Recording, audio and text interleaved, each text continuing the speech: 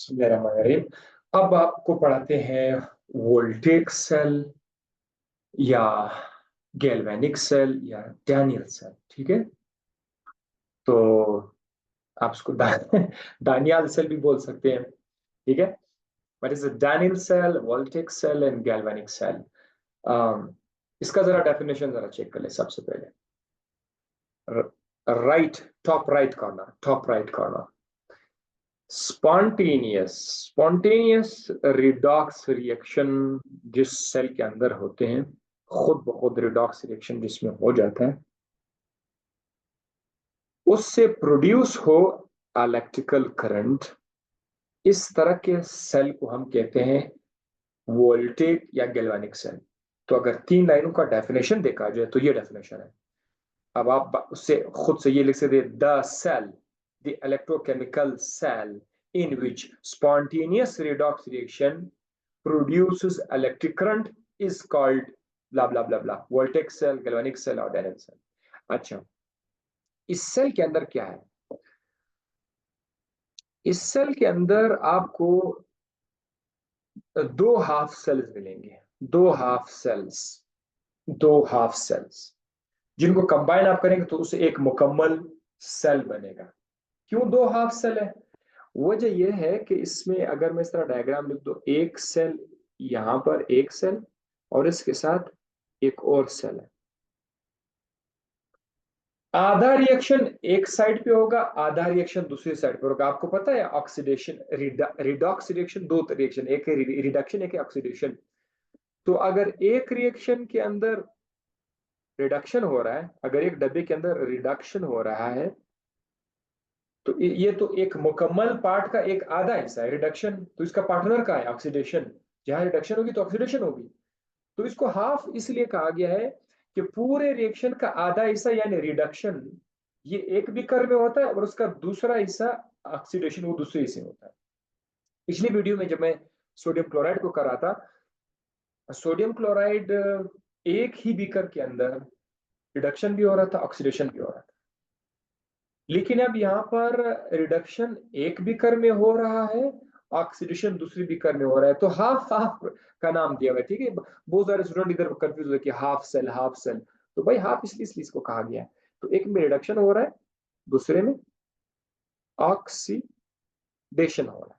तो ये दो हाफ सेल्स है। ठीक है, और इनको हमने इलेक्ट्रिकली कनेक्ट किया हुआ है। एक छोटा सा ट्यूब है, एक छोटा सा ट्यूब है, उस ट्यूब के थ्रू हमने इसको क्या किया हुआ है, कनेक्ट किया। मैं आपको तफसील भी लिखवाऊंगा इसका। ठीक है, जस्ट इसका नाम है साल्ट ब्रिज। इन दो को आपस में कनेक्ट किया हुआ है। सो अब this is what the diagram of voltaic cell. अब एक वोल्टेक सेल के अंदर उसमें है क्या चीज? चलो, दो हाफ सेल उसके अंदर है क्या चीज? चलो आप डायग्राम लिखवा देते हैं आपको। और इसमें एक बीकर है,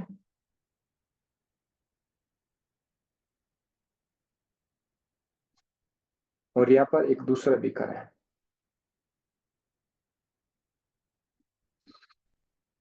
एक बीकर जिसके अंदर ऑक्सीडेशन होगा उसका नाम है ऑक्सीडेशन हाफ सेल या एनोड सेल या फिर एनोड सेल। इसके अंदर क्या पड़ा हुआ है? इस लेफ्ट साइड वाला, दिस वन, ये जो आपका लेफ्ट साइड पर जो बीकर है, लेफ्ट साइड वाली बीकर में जिंक की एक पट्टी पड़ी हुई है।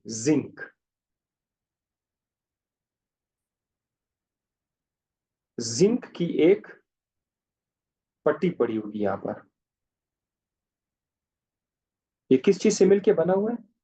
Zn, zinc. तो इसके अंदर जिंक के एटम्स हो गया। मैं गोल गोल दायरे लिख रहा हूं, ये हर गोल दायरा क्या है? ये जिंक का एटम है।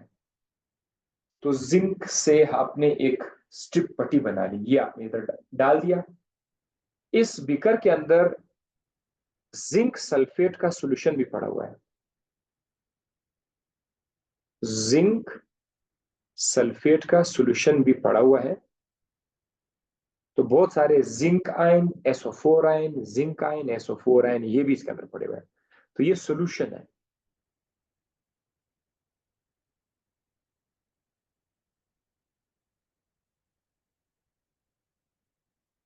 जिंक सल्फेट का सोल्यूशन है, सोल्यूशन, और उसके अंदर किस चीज की पट्टी हमने डाली हुई है, जिंक की एक पट्टी, स्ट्रिप रॉड हमने उसके अंदर डाल दिया हुआ। ये हो गया आपका एक बीकर।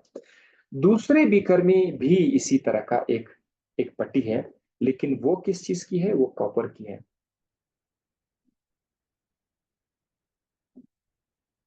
Cu का मतलब क्या है, कॉपर, कॉपर की पट्टी है।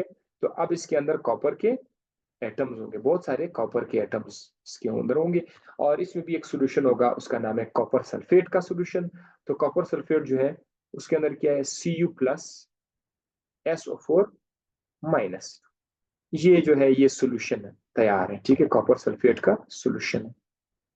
तो एक तो आपने खोपड़ी के अंदर ये चीज डाल दिया, दो बीकर है, एक बीकर के अंदर कॉपर सल्फेट सोल्यूशन है, और उसके अंदर पट्टी जो है वो कॉपर की पट्टी है, कॉपर का रॉड है। दूसरे में लेफ्ट साइड में जिंक सल्फेट का सोल्यूशन है और जिंक का रॉड है, खत्म हो गया। अब हम क्या करेंगे, इनको एक तार के थ्रू कनेक्ट करेंगे, एक तार ले लेते हैं, एक वायर ले लेते हैं, बैटरी इधर नहीं लानी है आपने, ठीक है, बैटरी की जरूरत नहीं है। इधर हम एक वायर ले लेते हैं, एक वायर ले लेते हैं, उसको यहां से कनेक्ट कर लेते हैं, किसके साथ, कॉपर के साथ।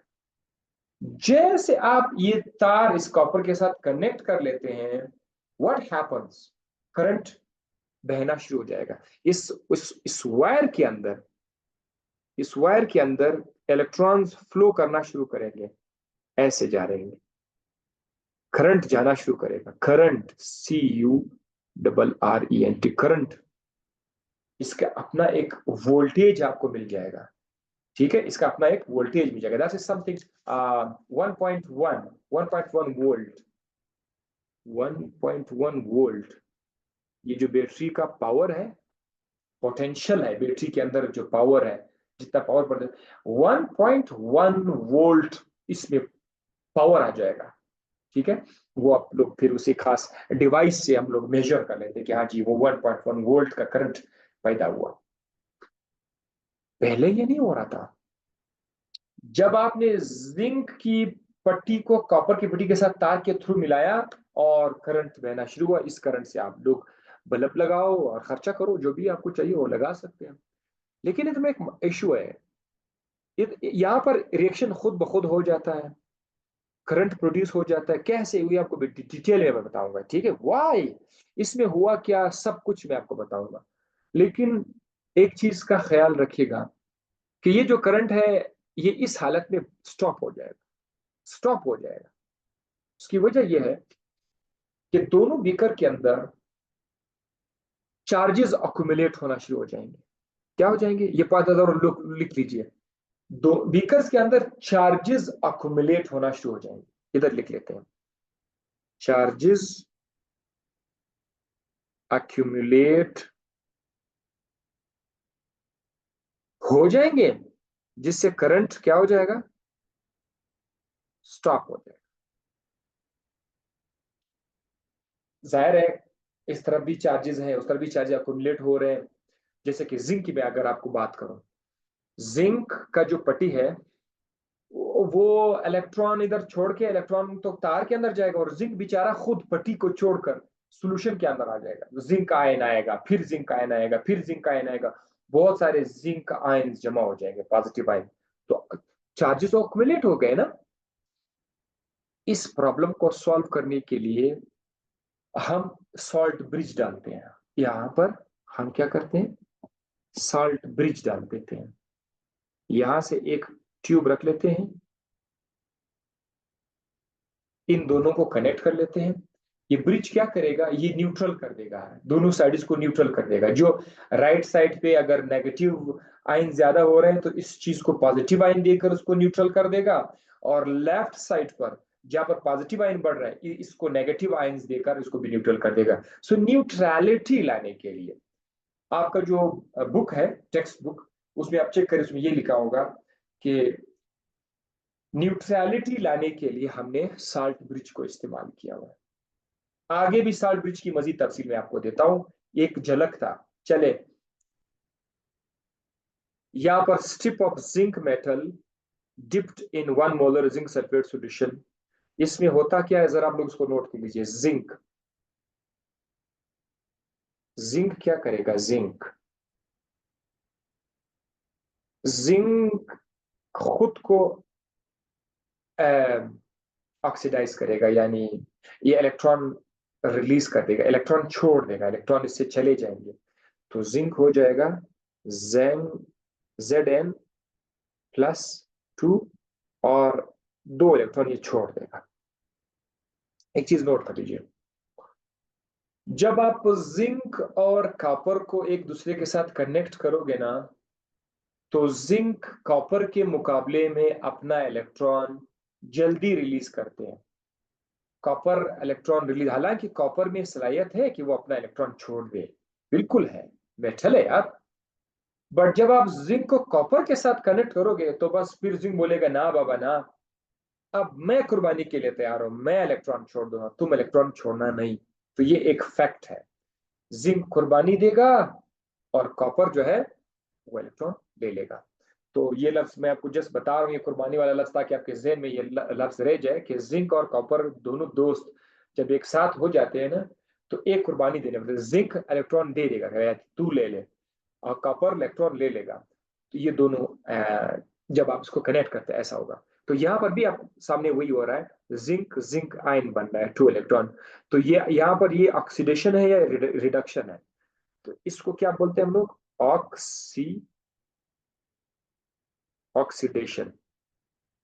ऑक्सीडेशन हो गया। ऑक्सीडेशन कहां पे हो रहा है, लेफ्ट साइड पर जो जिंक का प्लेट है ना, यहां पर ऑक्सीडेशन हो रहा है। अब आप लोग मुझे बताओ कि जिंक का जो पट्टी इस सॉल्यूशन के अंदर पड़ी हुई है, इसको आप लोग एनोड का नाम दोगे या कैथोड का? जरा सोच लीजिए, 5 सेकेंड में। Yes, anode. क्यों? क्योंकि यहां पर ऑक्सीडेशन हो गया तो जिंक बना हमारा एनोड, जिंक बना हमारे लिए एनोड।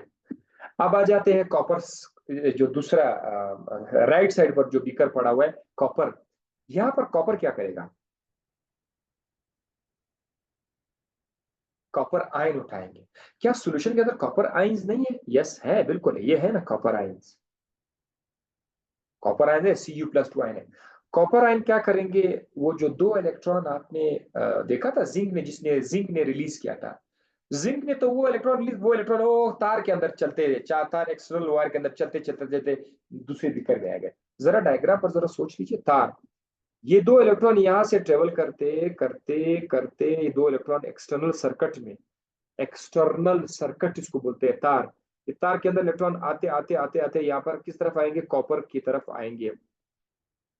तो कॉपर प्लेट चूंकि कॉपर आयन के साथ कनेक्ट है, तो कॉपर आयन वो 2 इलेक्ट्रॉन ले लेंगे। अब ये देखो, 2 इलेक्ट्रॉन कॉपर ले लेंगे, कॉपर हो जाएगा Cu न्यूट्रल, बात खत्म।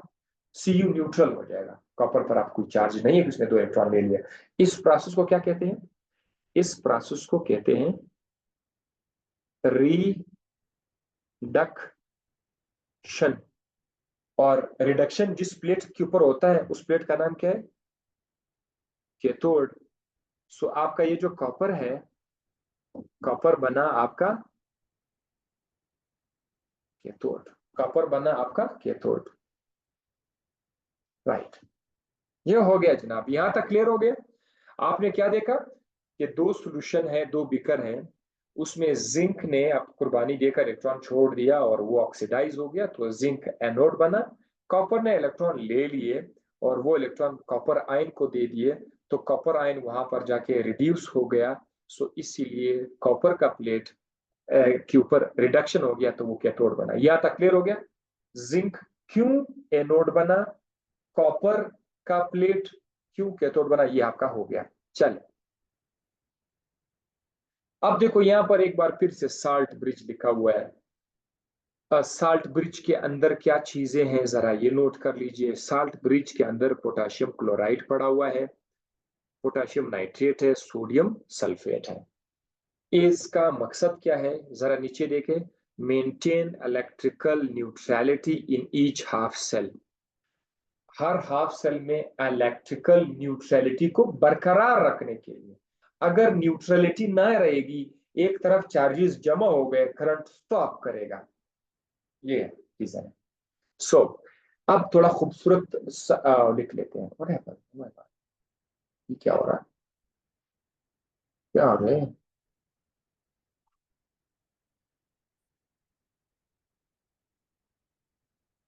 हम्म, ओके। यहां से हम बनाते हैं एक खूबसूरत सा सॉल्ट ब्रिज। सॉल्ट ब्रिज यहां से उठा लेते हैं।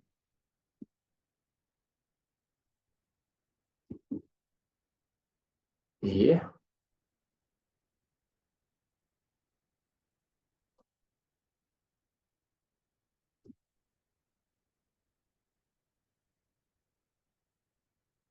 ये है आपका सॉल्ट ब्रिज। इसके अंदर आयंस है, ठीक है। जो पुराने बुक्स हैं उनमें क्या लिखा हुआ है कि बेशक तो राइट साइड आपने देखा था, ये कॉपर वाला प्लेट यहाँ पे पड़ा था। कौन सा प्लेट यहाँ पे पड़ा था? ये कॉपर का प्लेट था। और यहाँ पर कौन सा प्लेट था? जिंक का प्लेट था, ठीक है। जिंक ने इलेक्ट्रॉन छोड़ दिए थे। एक्सटर्नल सर्किट में जो तार है, उस तार के थ्रू जो है वो इलेक्ट्रॉन आके यहाँ पर कॉपर को इलेक्ट्रॉन मिल रहे थे। सो जिंक ऑक्सीडाइज हुआ था, और कॉपर जो था वो उस पर रिडक्शन हुआ था, कॉपर के ऊपर रिडक्शन हुआ था, जिंक के ऊपर ऑक्सीडेशन हुआ था। ये उसमें हो चुका है। अ, यहाँ पर ये वाला साइड ज्यादा नेगेटिव हो रहा है। Negative negative negative, right side negative negative negative negative negative. Electrons आ रहे हैं ना, नेगेटिव हो रहा है।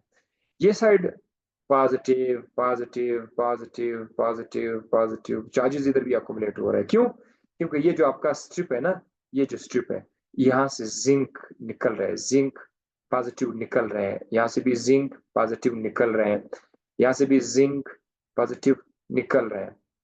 तो ये निकलते निकलते बहुत सारे पॉजिटिव आयन यहाँ पर पॉजिटिव हो रहा है, वहां पर नेगेटिव हो रहा है। ये अक्युमुलेशन हो रही है, ये करंट के लिए सुटेबल नहीं है, फिर करंट नहीं जाएगा, ठीक है, इलेक्ट्रॉन फ्लो नहीं करेंगे। तो इससे बचने के लिए, न्यूट्रल कंडीशन लाने के लिए, इस साल्ट ब्रिज को हमने बनाया। साल्ट ब्रिज के अंदर सोडियम है, राइट, सल्फेट है, माइनस, सोडियम प्लस। तो ये जो प्लस और माइनस है, इनकी मूवमेंट यहां पर होके, और सल्फेट की मूवमेंट यहां पर होके, वो जो चार्जेस पड़े हुए ना उसको न्यूट्रलाइज करें। So as a result charge accumulate नहीं होगी। That was very very special. क्या जबरदस्त फंक्शन है साल्ट ब्रिज का। अच्छा जनाब, सो आपने देखा कि जिंक पे ऑक्सीडेशन हो गया, कॉपर पे रिडक्शन हो गया, ओवरऑल रिएक्शन, करंट भी प्रोड्यूस हो गया, करंट भी जनरेट हुआ, ऑक्सीडाइज कौन हुआ, रिड्यूस कौन हुआ, ये सब कुछ तो पता चल गया, ठीक है। अब आपको एक चीज और बताता हूं कि ओवरऑल क्या होगा यहाँ पर। ओवरऑल जो रिएक्शन है उसको जरा हम लोग देख लें। एक रिएक्शन तो था आपका, जिंक ने क्या किया था, जिंक ने जिसके ऊपर कोई चार्ज नहीं था, उसने अपने आप को ऑक्सीडाइज करके Zn+2 बनाया, और 2 इलेक्ट्रॉन उसने रिलीज कर दिया, ठीक है। वो हो गया था, जिंक की ऑक्सीडेशन हो गई थी यहाँ पर, ऑक्सीडेशन यहाँ पर हो गया, ऑक्सीडेशन। और कॉपर के साथ क्या हुआ, Cu। कॉपर जो था वो पहले से पॉजिटिव आयन की शक्ल में था, उसने क्या किया, सॉरी सॉरी, उसने क्या किया, कॉपर ने क्या किया, 2 इलेक्ट्रॉन्स ले लिए, और उससे बना Cu, जस्ट न्यूट्रल। और ये बना रिडक्शन, यहाँ पर हुआ रिडक्शन। ये तो दो रहे। अब ओवरऑल देखते हैं, ओवरऑल रिएक्शन पे आप जरा गौर करें। Overall reaction, this is what we have. Overall reaction, zinc जो कि सोलिड था, इससे क्या बना, जिंक +2। एक एक जो हाफ सेल था ना, उसमें ये हो गया जिंक +2। उसके बाद यहां पर मैं डबल लाइनें लिख देता हूं, जस्ट ये बताने के लिए कि ये सेल का एक साइड है, अब ये सेल का दूसरा साइड है। सेल की दूसरी साइड पे क्या था, कॉपर +2 आयंस क्या बन गए, कॉपर बन गए। ठीक है, सॉलिड, कॉपर सॉलिड बना। तो this is what overall voltaic cell का जो रिएक्शन था, ये एक ये भी हो गया, ये इसको रिप्रेजेंटेशन है, रिप्रेजेंटेशन, ये भी है। और ओवरऑल, ओवरऑल में आप ये भी लिख सकते हैं, ओवरऑल जिंक जो सॉलिड था और कॉपर जो कि पॉजिटिव आयन की शक्ल में था, इन दोनों से क्या हुआ कि जिंक बना Zn+2 और कॉपर Cu+2 से जस्ट न्यूट्रल हो गया, कॉपर बना सॉलिड, जिंक को क्या हुआ, जिंक बना एक्वस। यहाँ पर कॉपर था हमारे पास एक्वस, पानी के अंदर था, और जिंक था हमारे पास सॉलिड। तो ये कुछ हो गया, ठीक है। और एज अ रिजल्ट हमें करंट मिल गया, ठीक है। Now the last thing is, क्या वोल्टेक सेल रिवर्सिबल हो सकता है, क्वेश्चन मार्क। खुद ब खुद तो नहीं हो सकता, लेकिन अगर आप छेड़छाड़ करोगे ना, शरारत करोगे, तो हो सकता है। कैसे हो सकता है, ये आपका एक बीकर है, ये आपका दूसरा बीकर है, ठीक है। इसके अंदर कॉपर का रॉड पड़ा हुआ है, इसके अंदर जिंक का रॉड पड़ा हुआ है। आप एक काम करें, इधर आप बैटरी कनेक्ट कर दें, आप बैटरी कनेक्ट कर दें। आप जब बैटरी कनेक्ट करोगे ना, बाहर से आप करंट दोगे, अगर बाहर से आप करंट दोगे, सो जो कुछ आपने पहले मेरे से सुना था, अब उसका उल्टा आएगा। अगर आप बैटरी प्रोवाइड करोगे, बैटरी से आप पावर, तो सब कुछ अब उल्टा हो जाएगा। उल्टा कैसे होएगा, जो जिंक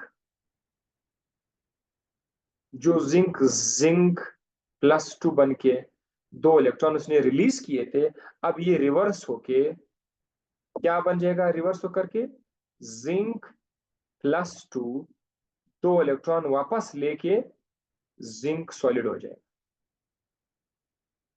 यानी अब जिधर जिधर पहले ऑक्सीडेशन हो रहा था, जिधर पहले ऑक्सीडेशन हो रहा था, बैटरी कनेक्शन के बाद अब उसी जगह पर अब रिडक्शन हो रहा है। ठीक है, ये एक ये रिवर्स हो गया। कॉपर आयंस जिसको 2 इलेक्ट्रॉन मिलके कॉपर सॉलिड बन रहा था, रिडक्शन हो रहा था, रिडक्शन, आप करंट देने पर रिवर्स हो जाएगा। रिवर्स, वो जो कॉपर सॉलिड है वो क्या करेगा, वो कॉपर आयन बन के 2 इलेक्ट्रॉन वापस छोड़ देगा, रिवर्स हो जाएगा। सो अब यहां पर ऑक्सीडेशन हो जाएगी। सो जो कुछ आपने वोल्टेक सेल में देखा था, वो अब सारा कुछ रिवर्स हो जाएगा अगर आप बाहर से करंट दोगे। जिधर ऑक्सीडेशन हो रहा था वहां पर रिडक्शन हो जाएगी, जिधर रिडक्शन हो रहा था वहां पर ऑक्सीडेशन हो जाएगी। जो रॉड जो रॉड आपका कैथोड था, वो अब एनोड बनेगा, और जो पहले एनोड था वो अब कैथोड बनेगा। यानी जब आप करंट कनेक्ट करोगे, तो कॉपर वाला जो साइड है ये एनोड बन जाएगा, और जिंक वाला साइड जो है ये कैथोड बनेगा। क्या बात है भाई, ठीक है। आई होप आपको ये समझ आ गया होगा। सो सी इन द नेक्स्ट लेक्चर इंशाल्लाह, इलेक्ट्रोड पोटेंशियल की तरफ जाएंगे नेक्स्ट वीडियो में इंशाल्लाह।